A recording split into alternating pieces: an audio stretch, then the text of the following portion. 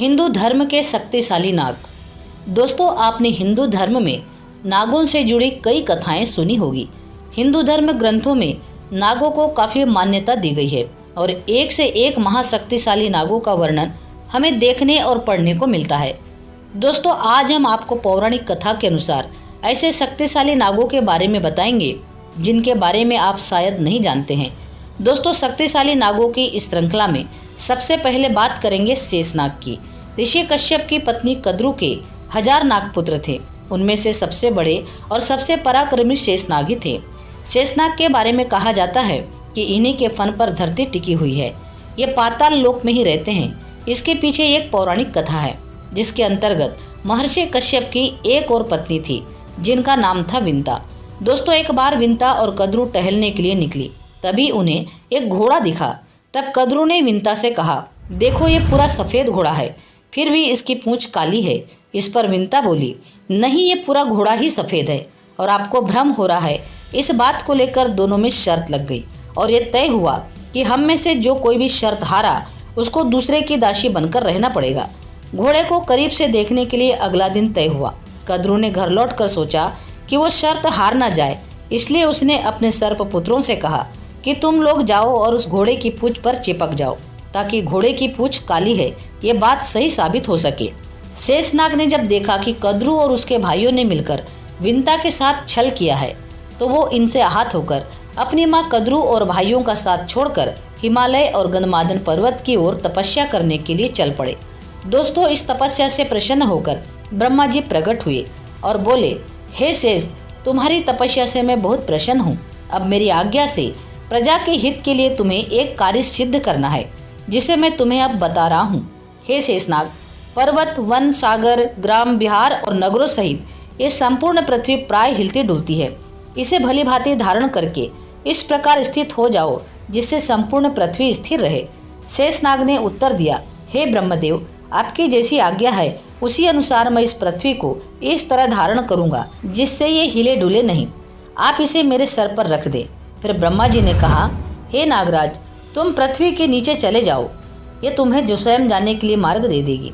इस प्रकार शेषनाग अकेले ही ब्रह्मा जी के आदेश से संपूर्ण पृथ्वी को धारण करते हुए भूमि के नीचे पाताल लोक में चले गए और वहीं निवास करते हैं। दोस्तों, आपने विष्णु जी की भी कई तस्वीरें देखी होगी जिसमें वे एक नाग पर लेटे हुए हैं। वो नाग और कोई नहीं बल्कि शेषनाग ही है। हिंदू धर्म के अनुसार शेषनाग भगवान विष्णु के ऊर्जा का प्रतीक है जिस पर वे आराम करते हैं। दरअसल शेषनाग को भगवान विष्णु का सेवक कहा गया है। माना जाता है कि शेषनाग के 1000 मस्तक है और इन मस्तकों का कोई अंत नहीं है, अर्थात इसके बाद कुछ भी शेष नहीं बचता, इसलिए इसे अनंत भी कहा गया है। भगवान राम के अनुज लक्ष्मण को शेषनाग का अवतार माना गया है। वासुकी नाग। वासुकी नाग को भगवान शिव का अनन्य सेवक माना जाता है। वे शेषनाग के ही भाई थे। पुराणों के अनुसार वासुकी का शरीर बहुत लंबा और बहुत बड़ा था और इसका निवास स्थान कैलाश पर्वत के आजू बाजू था। कहते हैं कि समुद्र मंथन के दौरान वासुकी को ही रस्सी के रूप में मेरु पर्वत के चारों तरफ लपेट कर मंथन किया गया था। त्रिपुरदाह के समय वे शिवजी के धनुष की डोर भी बने थे।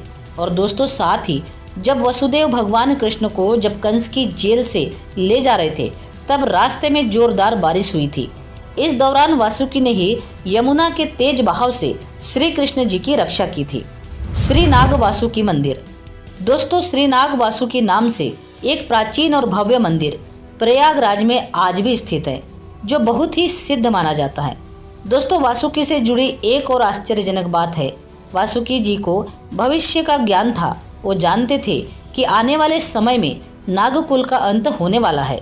ऐसे में उन्होंने नागवंश को बचाने के लिए अपनी बहन का विवाह जरत्कारु से करवा दिया। दोस्तों, आगे जाकर जरत्कारु के पुत्र आस्तिक ने ही जन्मेजय के नाग यज्ञ के समय सर्पों की रक्षा की थी। तक्षत नाग। दोस्तों, तक्षत नाग पाताल में निवास करने वाले 8 नागों में से एक है। ये भी माता कद्रु से ही उत्पन्न हुए थे और इनके पिता कश्यप ऋषि थे। तक्षत कोसवस वर्ग का था और श्रृंगी ऋषि के श्राप के कारण तक्षत ने राजा परीक्षित को डसा था जिससे उनकी मृत्यु हो गई थी। इससे क्रोध में आकर बदला लेने की मनसा से परीक्षित के पुत्र जन्मेजय ने सर्प यज्ञ का आयोजन किया जिससे डरकर तक्षत इंद्र की शरण में चला गया। इस पर जन्मेजय की आज्ञा से मृत्यु के मंत्र पढ़ने पर इंद्र भी खींचने लगा। तब इंद्र ने तक्षत को छोड़ दिया।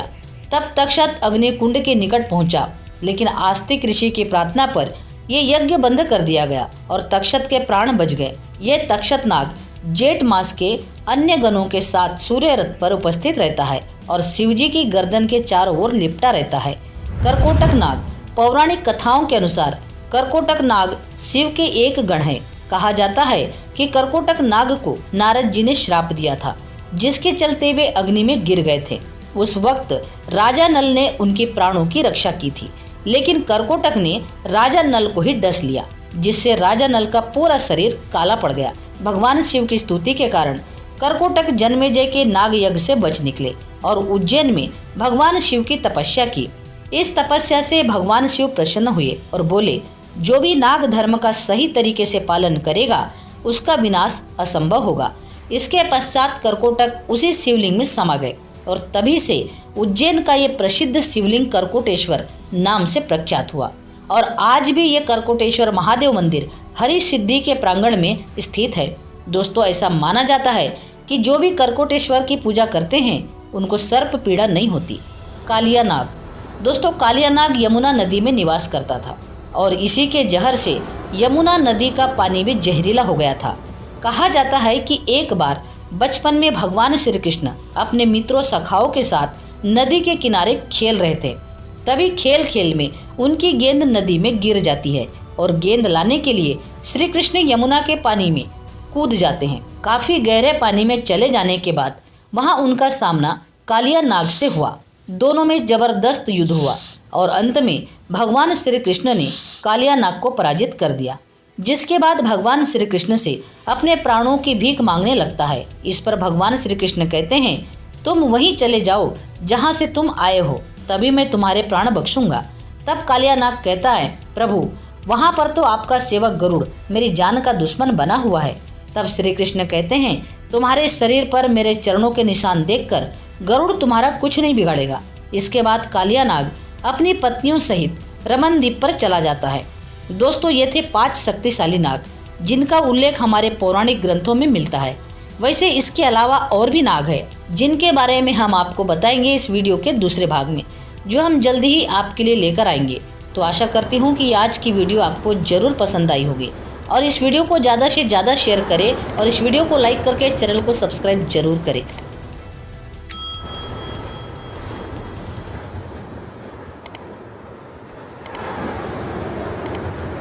पूरा वीडियो देखने के लिए आपका बहुत बहुत धन्यवाद।